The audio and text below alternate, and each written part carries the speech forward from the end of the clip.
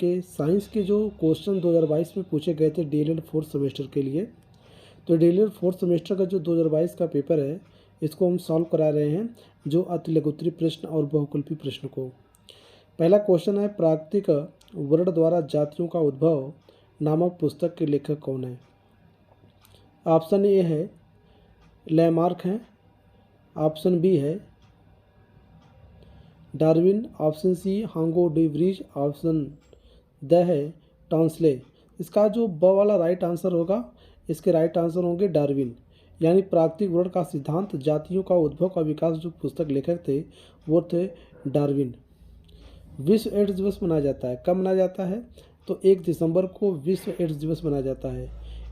ठीक। जनसंख्या दिवस मनाया जाता है 11 जुलाई को। विद्युत धारा का मात्रक क्या होगा?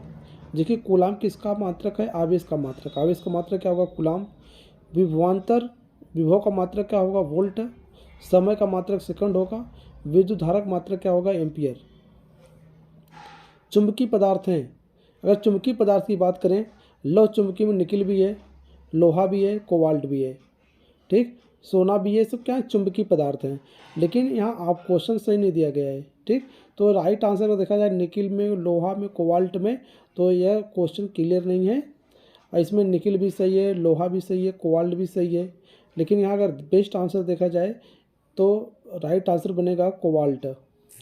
डोलोमाइट किसका अयस्क है? मरकरी है, मैग्नीशियम है, जिंक है, मैग्नीज है।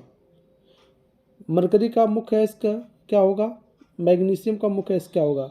तो डोलोमाइट किसका अयस्क है? मैग्नीशियम का अयस्क है। चलिए अति लघुत्तरी क्वेश्चन देखते हैं। अति लघुत्तरी क्वेश्चन क्या दिया गया है? अति लघुत्तरी क्वेश्चन क्या दिया गया है?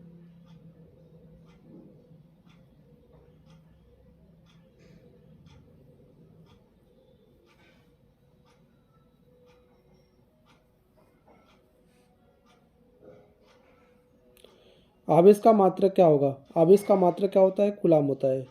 आवेश का मात्रक होता है कूलाम। एकांक आवेश किसे कहते हैं? एकांक आवेश किसे कहते हैं? एकांक आवेश या बोलिए एक कूलाम आवेश वह आवेश होता है जो अपने से 1 मीटर की दूरी पर निर्वात में रखे अपने बराबर के समान आवेश। कितना? 9.0 गुणे 10 के पावर 9, यानी 9.0 गुणे 10 के पावर 9 न्यूटन के बल से प्रतिकर्षित करता है, उसे बोलते हैं एकांक आवेश। आवेश का मात्रक होता है कूलाम। क्वेश्चन नंबर 7 है, ओम के नियम की परिभाषित कीजिए। ओम के नियम के लिए P बराबर क्या होता है? P बराबर होता है m इंटू वी। P बराबर होता है m इंटू वी। ये तो संवेग का नियम है। हमने कह सकते हैं V बराबर आई स्क्वायर, V बराबर आई इंटू आर, इसको बोलते हैं ओम का नियम। प्रत्येक प्रतिरोध में संबंध बताना आपको है। बोलते हैं V बराबर होता है आई इंटू आर होता है। प्रतिरोध R के साथ विभवांतर के स्रोत लगाए जाने पर विद्युत धारा यदि I प्रवाहित हो रही है, ये तीनों राशियां मिलकर ओम के नियम का पालन करती हैं। विभवांतर, धारा, प्रतिरोध, ये तीनों मिलकर ओम के नियम का पालन करती हैं। ओम का नियम V बराबर विभवांतर, V बराबर धारा गुणे प्रतिरोध होता है। आवर्त तथा वर्ग से आप क्या समझते हैं? आवर्त जो हमारे 36 कॉलम होते हैं, ठीक, 7 36 कॉलम होते हैं, हम उसको बोलते हैं आवर्त। जो हमारे 18 ऊर्ध्वाधर कॉलम होते हैं, हम उसे कहते हैं वर्ग। यानी अगर आवर्त की बात करें, तत्वों के परमाणु भार के वृद्धि क्रम में क्रमबद्ध रखने पर 36 कतारें प्राप्त होती, जिन्हें आवर्त कहते हैं। कुल कितने आवर्त हैं? 7 आवर्त हैं। वर्ग किसे कहते हैं? आवर्त के नियम के अनुसार की बात करें तो 36 कतारों के सजाने पर समान गुण वाले तत्व एक ही ऊर्ध्वाधर काले में उपस्थित रहते हैं, इन्हें वर्ग कहते हैं। कुल कितने वर्ग हैं? 18 वर्ग हैं। खनिज एवं धातु में क्या अंतर है, या बोलेगा खनिज और धातु, अब से आप क्या समझते हैं? कहते हैं भूपर्टी में प्राकृतिक रूप से जो तत्व या यौगिक पाए जाते हैं उन्हें खनिज कहते हैं। ऐसे तत्व जो इलेक्ट्रॉन त्याग कर धन आयन बनाने की प्रवृत्ति रखते हैं उन्हें धातु कहते हैं। जैसे मान लीजिए हमने कह दिया कि सोडियम Na+1 आवेश, यदि हमने कह दिया Na+1 आवेश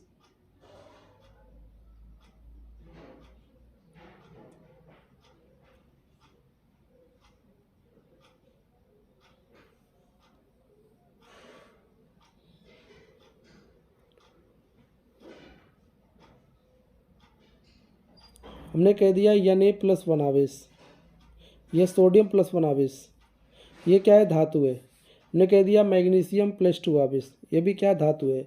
इलेक्ट्रॉन त्याग कर धन आयन बनाने की प्रवृत्ति रखते हैं, उन्हें क्या कहते हैं, धातु कहते हैं।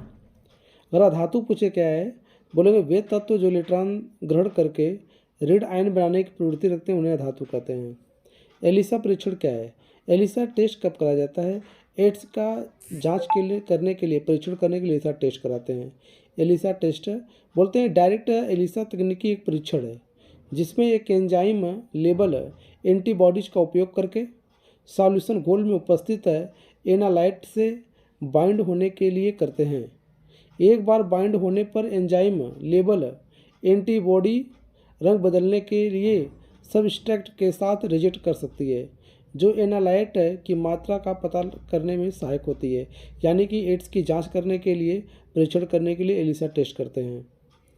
हेपेटाइटिस बी शरीर के किस अंग को प्रभावित करता है, जो हेपेटाइटिस है शरीर के किस अंग को प्रभावित करता है, जो हेपेटाइटिस से शरीर का कौन सा अंग प्रभावित होता है।